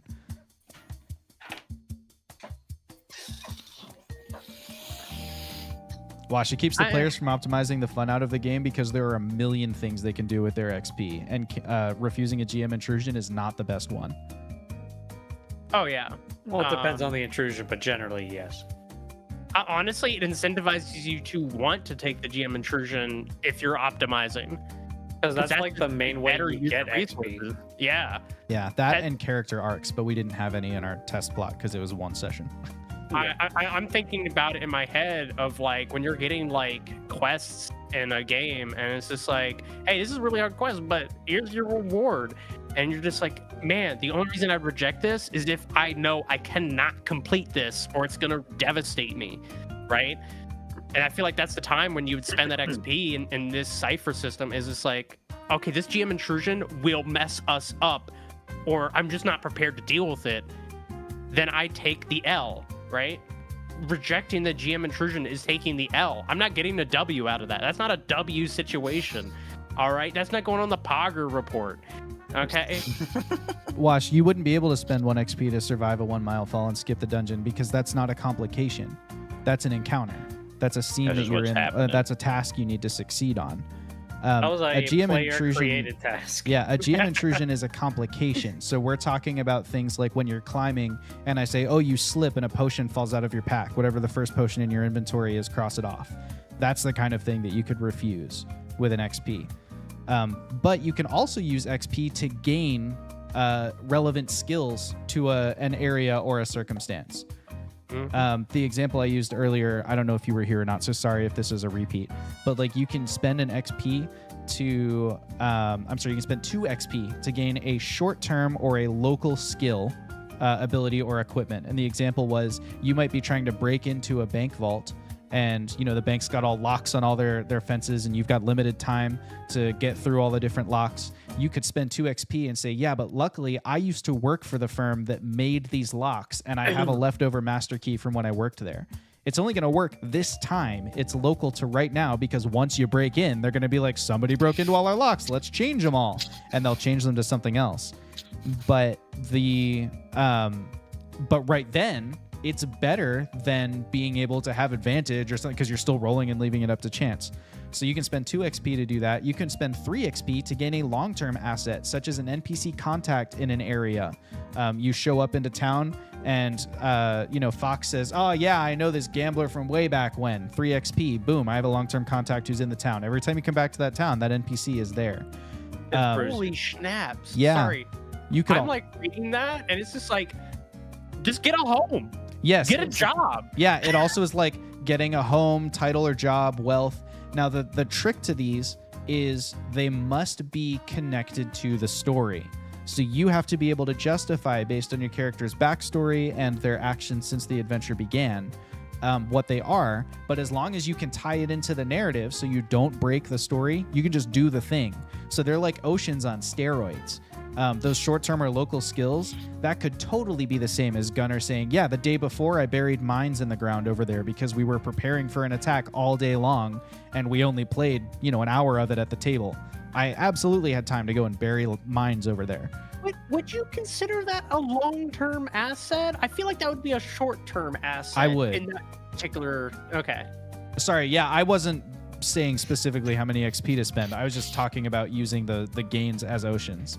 Oceans would be short-term abilities because you're about to fire them off. That's like what they're for. And then you spend 4 XP to advance your character. So you have to make 4 character advancements to level up to tier shift. and those each cost 4 XP. Wash, you were a long-term asset. We had you for 3 years. They were 3 beautiful years, and That's true. we have no regrets about you being here. So don't diminish your participation. You know what? And I feel like I've made a lifelong friend. I hope we have. Unless I Wash hope he leaves never our comes back. Mike, if he tells us one day he wants to come back, we will just have 5 people in the campaign. Okay? But where's my other Mike gonna go? We'll just kick Jake out. Is it? There we go. Jake Okay. obviously Yeah, there we lifts go. right out. Okay, welcome Yeah. back, Watch. Clear. Glad we cleared that up for you. That's an important cipher system mechanic Yeah. we needed to discuss. So yeah, Um, XP is really powerful in this system, Wash. It's pretty cool. You can also use it to re-roll any roll. And you can stack it as long as you keep spending XP. So if you know I need to roll a 12 and you roll a 9, you can spend an XP, and then you roll a 3, you can spend an XP, then you roll a 10, you spend an XP. As long as you've got the XP to burn, you can keep re-rolling. Kind of reminds me of like Baldur's Gate 3's way they handled inspiration. Was that exact same system of like, oh, here's an inspiration, and if you ever want to re-roll something, just spend them as many as you got. You know? So they let you stack inspiration. Yeah, they let you So that's stack just one. inspiration in Baldur's Gate. Got and it. Inspiration, that was the only use for it. So that's kind of the trade-off, you know. But in this case, it's instead of that inspiration, it's XP, right? It's just like Yeah. blah, blah, blah, blah. Yeah, you could just drain your entire XP pool, but you're gonna spend that all in rerolls when you could be, I don't know, advancing your character, getting a home. Do you know how expensive those are in this economy? Okay. Well, we don't know the economy of the 3 world. Maybe- rerolls? Maybe, You could have bought a house. maybe it's a buyer's market in Urda right now. It's looking you got really me there. good right now. Wash, I I just saw will your comments say- on our YouTube stream. Sorry, we're trying it out tonight, but obviously not doing a good job monitoring the chat over there. I need to find a way to put that in our overlay. Are there Um, 2 different chats? Oh, you could have the YouTube corner and Yeah. the Twitch corner. Yep. Anyway, YouTube corner and Twitch corner. I will say the one thing we have not covered so far about spending XP that is in your little cheat sheet that I now pulled up now that you've mentioned it. And I did see it earlier today, but I'm just now bringing it up because I'm like, I wanna. Anyway, is acquiring a subtle cipher Yes. for you 1 can- XP. You sure can. And there are some guidelines in the rulebook for what the subtle cipher like can and can't be, essentially. Like, you know, if you're only spending 1 XP on it, it shouldn't be a higher level than your character's tier, versus the ones the GM provides are going to be a random level. But you do get to steer what it does. So if you're like, what I need right now is a cipher that's going to unlock any lock, and you spend an XP, then that's going to work. However, it's going to be a level, right now you're tier 1, so it'll only be a level 1 cipher, which means that if the lock is level 2, the cipher won't be effective against it. Everything in the cipher system has a level, so it's very easy to determine, you know, what's going to beat what. In fact, fights between NPCs are, like, the book literally says just abstract them to the level, and then the higher level wins every time. So unless you as the players intervene in some way, it's always, like, every fight's going to end up the same way, based on the level of the NPCs and stuff. I will also say, as a quick question for the audience, what does it mean for a cipher to be subtle? Absolutely. So there are subtle ciphers and manifest ciphers. And for your benefit, if you scroll down a little bit, I've actually copied and pasted the source book's definition right there in your glossary. But subtle ciphers don't have a physical form. They might be like a blessing, a sudden burst of insight, or so forth. A character with a subtle cipher knows immediately what it is and how it works as soon as it becomes attuned to you.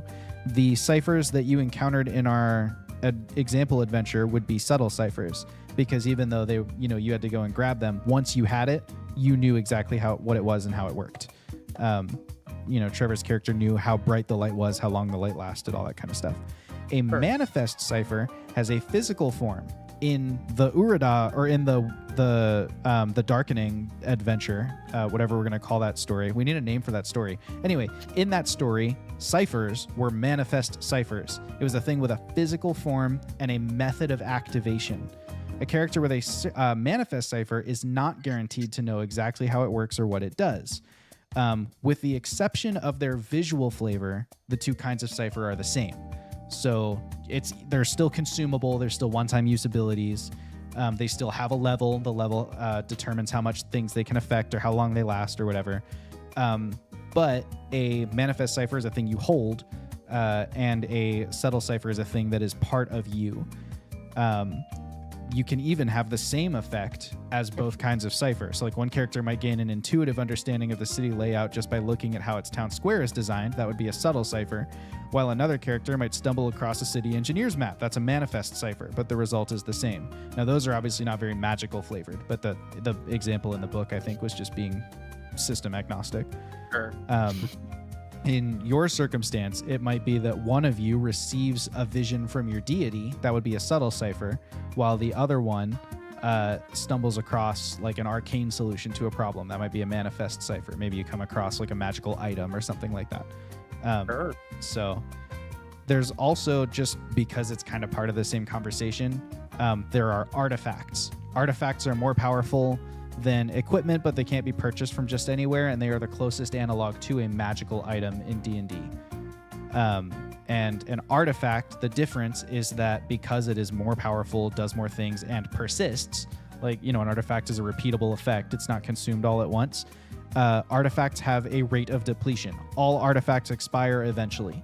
And the way that their expiration works is you roll whatever the depletion die is every time you fire it off. So if I have a wand with a depletion die of a d20, every time I use the wand's effect, I roll a d20. If I roll a 1, this is the last time it works. Oh. So, Dang. and then... So the bigger the die, the longer it could last. Exactly. But it's not like a health pool you're working down. It's just at any moment it could break. It's just the chance of it. Okay. Because you don't know how many times it was used before you got it. You know what I mean? Right. So, or if you buy it brand new, like, maybe someone builds it and you buy it, which in a D&D type world is unlikely, but, maybe someone does that and you purchase it, you don't know how good of a craftsperson they were. There's always a chance that you get a dud. Sure. And it can also represent the chaotic nature of magic. Exactly. And then depowered artifacts can sometimes be recharged using like repair rules that would be part of a character's focus. Like I know offhand there's a specific one that there's a focus where it's like a blank who builds robots. And that person is able to restore any kind of mechanized artifact to get one more use out of it right at tier 1. It's like one of the first things they get is they're like, oh, I can zip up the pullback and go car one more time and get an extra use. And then later they can start to like increase the depletion die and stuff like that. Oh, okay. Sure. Wash says a lot of D&D items do that with charges. One of the features in D&D I actually dislike. Do you dislike it because the charges are like a predictable march towards it leaving, or because the item depletes eventually? Because this is a tension that Wash and I explored when we were first talking about the Cypher system. So I think I know what the answer is, but I want to make sure before I... Kind of reminds me of how a lot of games, especially like survival games, will like almost everything has a... Yeah, breaking items just feels bad. I feel exactly the opposite. I think that items that don't break, like the only thing an unbreakable item breaks is my immersion. It's like, what do you mean it just lasts forever? Nothing lasts forever. Like, it's just so unrealistic to me. I think it's in the scope of the setting, in that usually you're playing a game over like in-game time of like months to a few years, and like you have these like magic items that inherently don't have a lot of like moving parts that would fail, and so it's like every time you use this there's a chance it'll just magically break. I think in like the course of like 3 months this item you just got would break is kind of unrealistic, but it's like when you talk over like the span of like, I don't know, 5-10 years, like that would make more sense. It definitely, like, it kind of reminds me of like it feels weird going from like a very notion of like maybe like a Lord of the Rings style idea of magical items, right, where like the dwarves smith this sword eons ago and it still shines just as brilliant as the day it came out of the forge. Until one day, craftsmanship. Until you put your filthy hands on it and you just broke it. You know, like It's like, you know, on one hand, it feels like it makes it hard to represent like that idea of like, oh, this exquisite artifact. Like D&D has some items like that where like, this is an item that if you look at the source material for it, if you're not making something up, right? It's like, this item's been around for eons and you just happen to stumble upon it based on how the DM gives it to you, right? This wasn't brand new. Right. Whereas in this case, it definitely feels like it's a more of a chaotic version of Magic than I think a lot of us are used to, where it's just like, hey, this isn't fundamentally possible to, it almost feels like quantum, right? Where it's just like, Magic, we can harness it and we can put it into a thing, but we can't guarantee it will stay there. Remember you know also what? that That's if just you've how got it the works. XP to burn, you can spend an XP and re-roll that depletion die. Any roll can be re-rolled by spending an XP. You know, true. And that's, I don't know. So I do think on one hand, I think that's a cool idea, right? And I feel the same way about survival games. I'm first inherently, and my instinct is to like, my shit breaks, you know? I'm like, because it gives me comfort when it doesn't break, right? I'm like, I have made the thing and I don't have to worry about it anymore. And I feel like for some things that might make sense.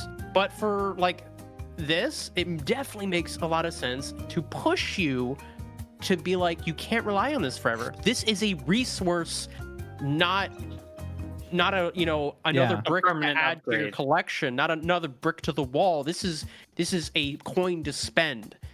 And you might be able to spend that coin might carry you through a lot, but eventually you're gonna run out of coin, you know? Yeah.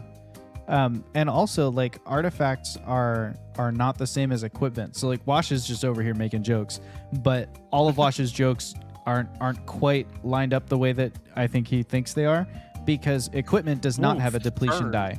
So it's not like my rope harness is just gonna break one day while I'm climbing at random. You know, it's like specifically artifacts, things that have magic in them and are therefore fundamentally unstable. Because when you cram magic into a something, like there's just some level of weird that happens there. They actually call it the weird in the Cypher system, and there's a whole chapter on how to inject the weird. Cypher is a game that loves its random tables, and your ciphers that you come across in the wilderness, there are like tables where you roll 3 times on 3 different tables, and it's just like a character descriptor, except it's like, you know, a stone amulet that does blah, you know, and so you get all these kinds of random weird things.